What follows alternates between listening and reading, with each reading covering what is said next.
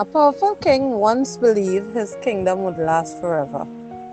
But in one single night, God showed him that the power does not belong to kings, it belongs to God alone. Babylon was the greatest kingdom on earth. Its walls rose high into the sky, its gates were thick and unbreakable, and its streets were littered with gold. The city was filled with knowledge, power, and pride. To the people of the world, Babylon seemed eternal. Many believed it could never fall. Inside this magnificent city lived King Belshazzar. He ruled from his palace in comfort and confidence, surrounded by luxury and praise. He trusted in his wealth, his mighty army, and the power of his throne. To him, Babylon felt secure, untouchable, and everlasting. But there was something the king did not understand. True power does not come from gold, walls, or armies. No kingdom stands by human strength alone. Every kingdom rises and falls by the will of God. One night, King Belshazzar held a great feast inside his royal palace. The vast halls glowed with torchlight as 1,000 nobles gathered at long tables covered in gold. Music drifted through the air like a steady rhythm of celebration, and laughter echoed off the stone walls. Servants moved quickly, pouring wine that flowed as freely as the confidence in the room. Golden cups flashed in the light, raised again and again in careless celebration. Belshazzar felt secure, almost untouchable. Behind Babylon's towering walls, he believed that danger could not reach him. Outside the city, enemy armies waited quietly in the darkness, but they seemed distant and powerless, like a threat too small to matter. The king trusted the strength of his kingdom, the thickness of his walls, and the greatness of his name. To him, Babylon stood like an unshakable mountain, and the night was meant for pleasure and not fear. As the feast continued late into the night, the king made a careless and prideful decision. In his confidence and indulgence, he ordered his servants to bring out the gold and silver cups taken from the temple of God in Jerusalem. These were not ordinary vessels. These were holy, set apart for worship and meant to honor the Lord. But King Belshazzar did not treat them with reverence. He lifted what was sacred as if it were common, using holy vessels for entertainment and excess. Wine was poured where prayers once had been offered. Laughter replaced humility, and celebration took the place of honor. In that moment, the king crossed the line, turning what belonged to God into something for his own pride and pleasure.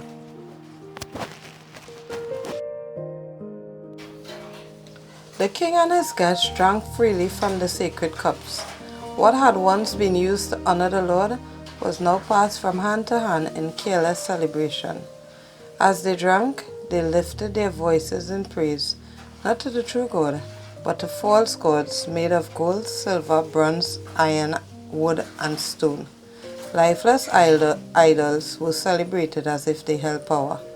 They honored things that could not see their suffering, things that could not hear their cries, things that could not save them in the day of trouble. All the while, they ignored the God who gave them breath, the God who held their lives in his hands. This was more than a feast. It was more than laughter and wine. It was a deliberate act of pride, a moment where human arrogance rose boldly against divine authority. Without warning, the celebration came to a sudden halt. Laughter faded, music stumbled into silence, and the noise of the feast broke apart in an instant. In the middle of joy and confidence, something impossible happened. A hand appeared. Not a body, not a face, just a hand suspended in the air.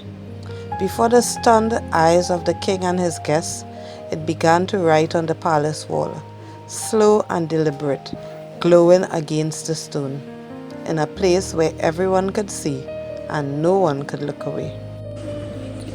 The room fell into complete silence. The music stopped. The laughter vanished. Every song was swallowed by fear. The king's face drained of color, turning pale as stone. The confidence that once filled his posture disappeared in an instant. The Bible tells us that his knees buckled together and his strength failed him. The mighty king of Babylon now stood trembling before what he could not explain. The message continued to glow on the palace wall, bright and unmistakable. Its letters burned against the stone, but no one could understand what they meant. The wisest men, the proudest nobles, the greatest kingdom on earth, stood frozen, silent, and afraid. In that moment, Babylon's power meant nothing. King Belshazzar called for his wise men, astrologers, and advisors. He promised them rewards if they could explain the writing. But no one could read it. No one could understand it. All their wisdom failed them, because this message was not from man, it was from God. At last, someone remembered Daniel. Daniel was known for his faithfulness. He trusted in God and he did not rely on his own understanding. Daniel was brought before the king. He did not rush, he did not boast. He stood calmly, knowing the truth comes from God above, knowing that the truth comes from God alone. Daniel reminded King Belshazzar of the past. He spoke about Belshazzar's father. He had once been a powerful king too, but when he became proud, God humbled him until he learned that God rules over all kingdoms. Daniel made one thing clear. Belshazzar knew this and still chose pride. Daniel then read the writing on the wall. He explained that God had seen the king's actions, God had weighed his heart, and God made his decision. Daniel spoke the words clearly. God has numbered your kingdom and brought it to an end. Daniel 5:26.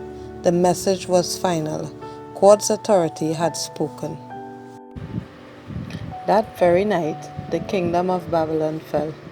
The walls that had seemed so unbreakable were quietly entered, and the defenses trusted for generations failed in a single moment. The king who once felt untouchable was overcome. Belshazzar's power ended as suddenly as his confidence had vanished. His life was taken, and his rule came to an abrupt close. The great kingdom was handed over to others, not by chance, not by human strength alone, but exactly as God had declared. What was spoken on the wall was fulfilled without delay. God's word proved true, and Babylon's fall stood as a final reminder. No kingdom stands apart from the will of God.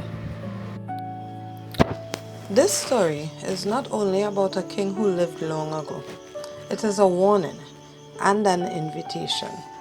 It warns us that pride blinds the heart, that power and success can quietly replace humility, and that honoring anything above God leads only to loss. But it is also an invitation to remember where true authority comes from, to walk in humility, to listen when God speaks, and to place our trust not in what we build, but in the one who gives us breath and holds our lives in his hands. God is patient, but his truth is firm. Those who humble themselves before him find mercy, and those who honor him find life. Thank you for everyone who made it to the end of this video. I thank you all very much. I am open to suggestions. please feel free to drop a comment below. Remember to like, share, and subscribe. Thank you very much. Stay blessed.